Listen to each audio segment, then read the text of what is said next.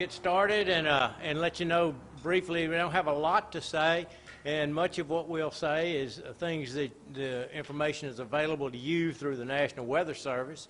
But just to let the citizens know, to give another voice to what's going on, is Marcos, the first storm. We realize it's going to be hitting sometime tomorrow, and it's going to not do that much for our area. We're going to get a few wind gusts and up to maybe an inch of rain in some places. So we're not getting a lot from that particular system. The one we're more concerned about is Laurel, which is going to be a hurricane. It's going to be hitting sometime Wednesday. So we know that sometime Wednesday evening we could start feeling some real impacts from that. We know, or we feel like with the current projections, that it's going to be maybe 50 to 60 mile an hour winds here, and that we could get a total of 4 to 6 inches of rain for the week, and that includes if we get some from Marcos. So we're not looking at quite the amounts of rain that were first predicted.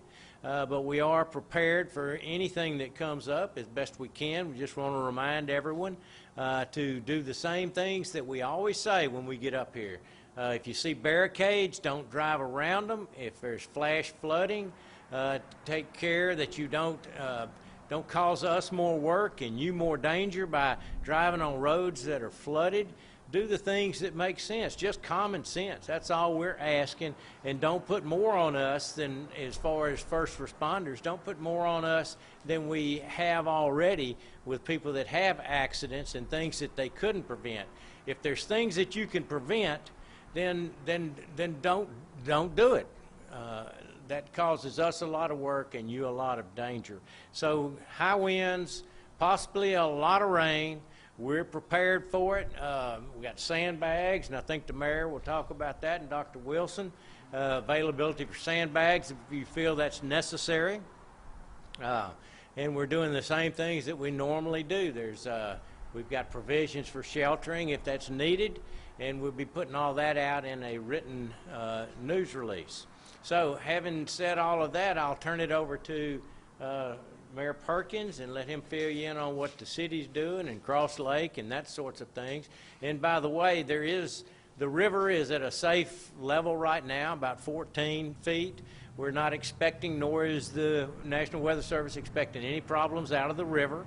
So I guess what I'm telling you is that we're prepared for the things that we're expecting and then some, but we're not expecting it to be as bad as at first we thought. But the projection is just a prediction, okay? And it could be worse than what we thought, and we'll know more as the week goes on. Mayor? Thank you, Sheriff. As the Sheriff said, the City of Shreveport, we're very prepared for both weather systems that's going to impact our area, whether it's high risk to our area or low risk. We're monitoring the Cross Lake right now. As well. We're monitoring the water level to see if we need to open up Cross Lake. And the good news, as the Sheriff just pointed out, is that the river is low, so the water will have somewhere to go. We're also being proactive. We're cleaning out drainage ditches as well, so that we can make sure our drainage ditches are free. And our water and sewer plants, we're making sure our pumps are fully operational. We're checking our generators so that we can be prepared. SPD also has lake patrol that'll be ready to go if anything bad happens. And Shreveport Fire Department, the search and rescue teams are postured and ready to go as well. So City of Shreveport is ready to go. I just want to reiterate the message that the Sheriff had to the citizens. Please be responsible. Don't put yourselves in any kind of compromising positions. Make sure you're charging devices. Make sure you have extra batteries. And stay tuned. Watch the news. Get on social media. Watch social media and track these storms to see what the impact will be in our area, and stay safe. Please don't jeopardize any of our first responders' lives because, you wanted to go past the barrier or you wanted to take a shortcut once the weather gets bad. We need everybody to stay safe, and that way, overall, we can be a safer community throughout these two storm systems. So that's all I have to add. I'll bring up. Good afternoon, everyone. The Caddo Parish Commission is working closely with the Homeland Security Office. We will continue to monitor weather conditions. We also want to let you know that we'll be providing sandbags starting tomorrow morning at 1701 Monte Street. and we're limiting the sandbags to 25 bags per car. And I would encourage you all, if you have senior citizens working, living in your area, please help them out. Consider that they may not be able to handle the bags. And also that I want to reiterate what the sheriff and the mayor said. We'll be out looking at areas where our roads typically go underwater, and we'll put barricades out. And please do not go around the barricades, because that'll be putting yourselves at risk. And please be alert. And if you see anything unusual down tree across the road, please call the Sheriff's Department, who in turn will notify us, and our Public Works team are ready to go. So the bottom line here is stay safe, stay at home if you don't need to be outside traveling, so the emergency response force can go out and monitor, do the things we need to do without having to deal with other folks that shouldn't be out there on the road. That's all we have to say at this point. Yeah, Sheriff, can I add something really quick? I forgot to talk.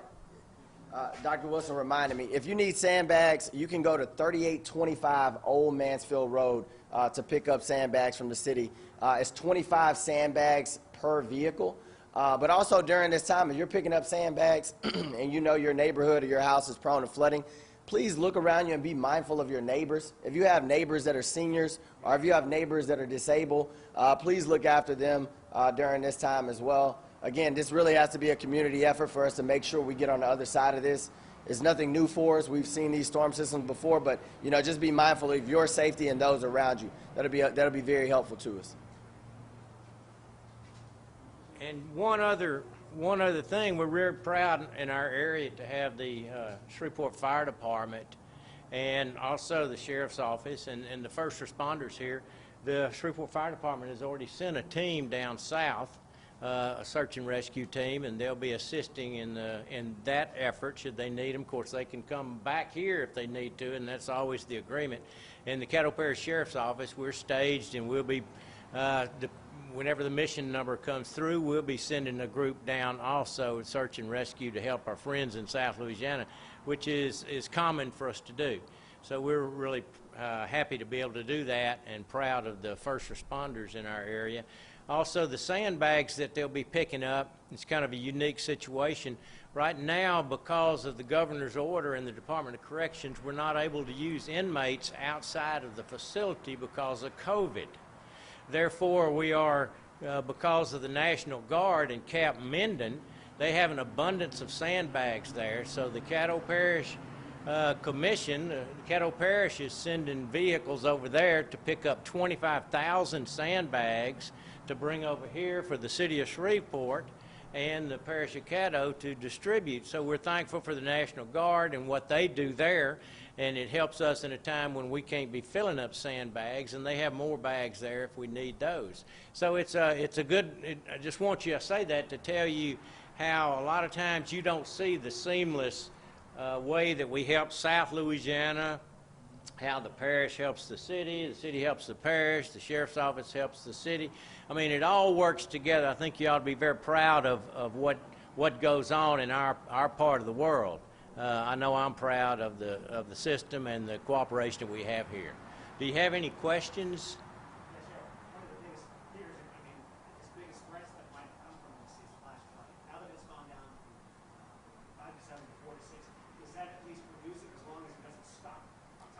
Right, so much of course, we've had some rainfall. I guess we're about normal here. I don't know what it is exactly, but we're fairly dry right now. If we do get some showers from the first storm, Marcos, a lot of that will be drained off, hopefully, by the time we get the second influx. Of course, when you talk about 4 to 6 inches of rain in a short period of time, you're talking about a lot of rain, and so you can have some flash flooding. We'll just have to see what happens, but yeah, we are, with every prediction, when it goes down and down, it relieves us a lot.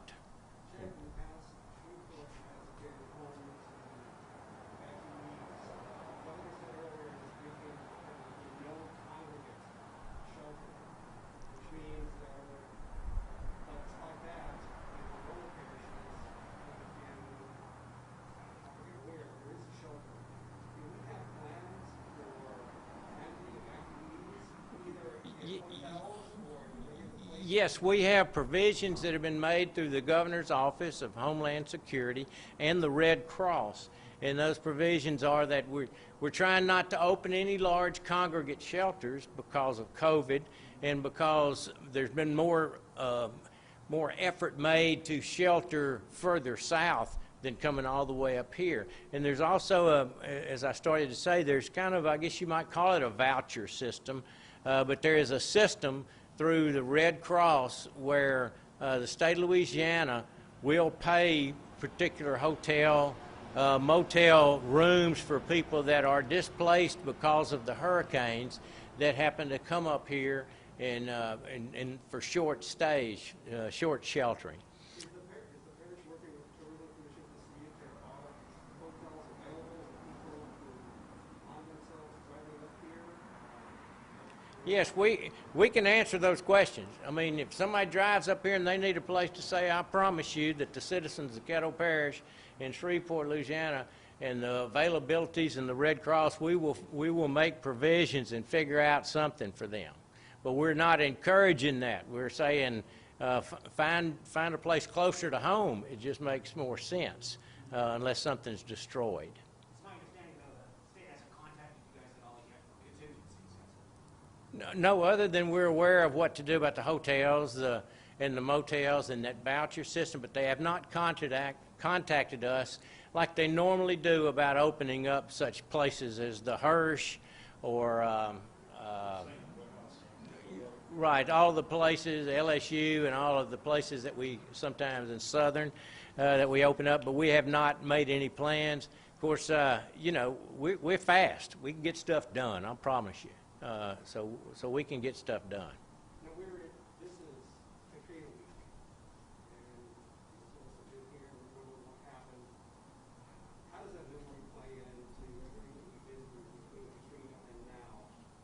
How much better are we? What lessons have we learned? Well, they're more prepared down south. I know that through New Orleans and the levee systems and the way to evacuate folks and the evacuation orders, all of that, they're more prepared.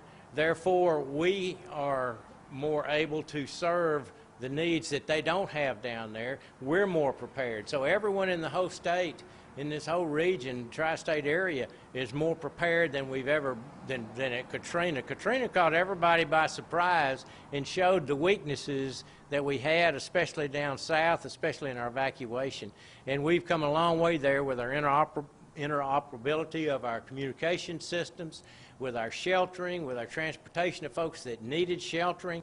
All of that is 100 or more % better than it was at that time. Okay, thank y'all for covering it, and just tell everyone to be safe. Thanks. Thank you all.